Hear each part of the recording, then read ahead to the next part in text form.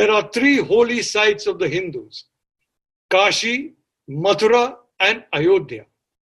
Now, the Christians have got Bethlehem. They have got the Vatican for Catholics. That's very, very good. The Jewish people have got Jerusalem, Yerushalayim, as they call it, in the Hebrew language. They have Yerushalayim. The Muslims have got the great cities of Makkah and Medina. These are the three holy sites of the Hindus. Now, all that I am saying is restore them to what they were before Aurangzeb destroyed them.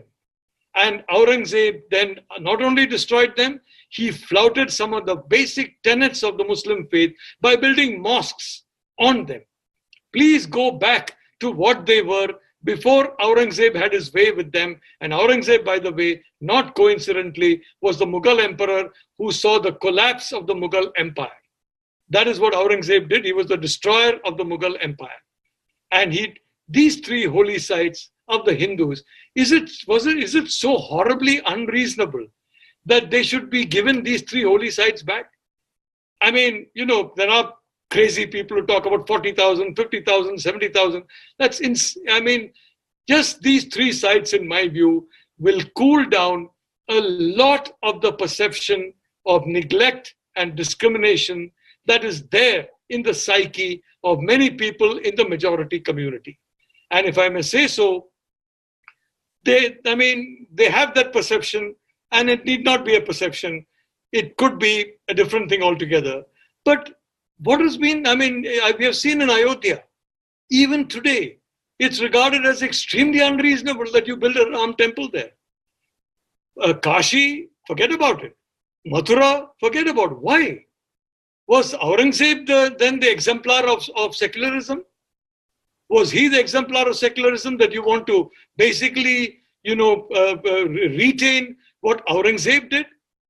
And you want to, in a sense, avoid going back to the situation where previous Mughal kings participated. In fact, if I'm not mistaken, in Mathura, the Krishna Janmasthan and the temple there was destroyed twice by invading kings, and each time it was rebuilt under a Mughal king, under a Mughal emperor.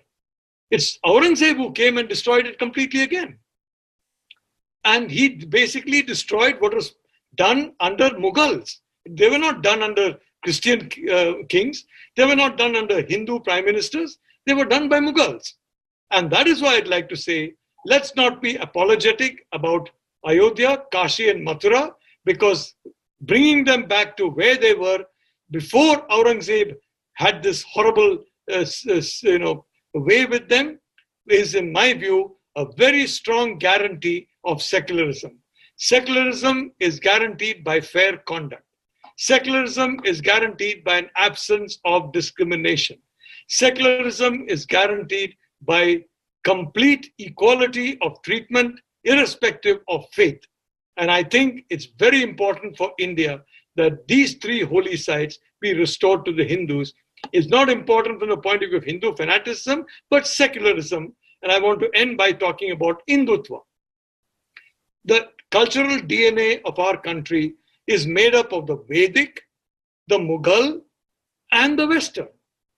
I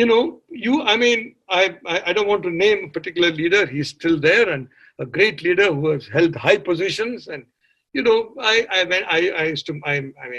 meet him.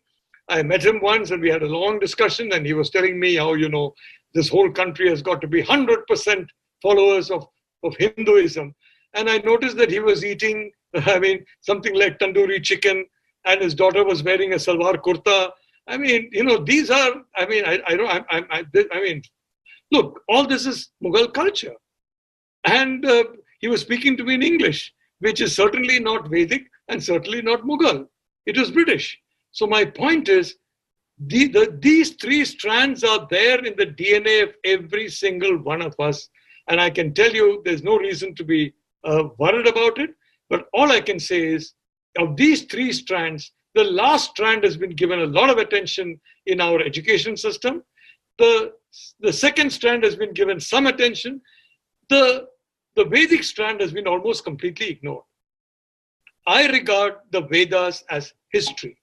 I regard Ram Setu as an accomplished fact. It has now been confirmed by NASA. And I'm sorry that a BJP government in the past basically wanted this thing to be destroyed for whatever reason. I mean, I'm really sorry about that. I'm sorry that even today temples are completely under state control. And what is happening there? Let me go back to this Padmanabha Swami temple, in which a large, people are talking about $35 billion. Almost the entire gifts that were given to the temple were given by the royal family of Travancore. Not members of the public, but the royal family of Travancore. And the value is 35 billion. What is the value in many of these other temples where millions of people have given gifts? Almost nothing compared to this. Nothing. Where is that money gone? Where are those treasures gone? Is anybody asking? Some people, have been, a friend of mine in Singapore, for example, have been going into this organized theft of idols from temples, organized thefts of so many other things. But does anybody ask these questions? No. It's not, quote unquote, secular to ask about these questions, because anything to do with the Hindu faith, if anything bad is, you can't be secular and then talk about the Hindus and their practices needing to be defended. That's not important. I'm sorry, it is important. Every human being is important. Every faith is important. Even a faith like the Parsi faith, for example, where you have less than 100,000 people and an immensely productive community, frankly. You have a handful of Jewish people in India, but that's a very important faith. For me, it's part of the greatness of India that we still have a few Jewish people who are citizens of India. It's a great thing.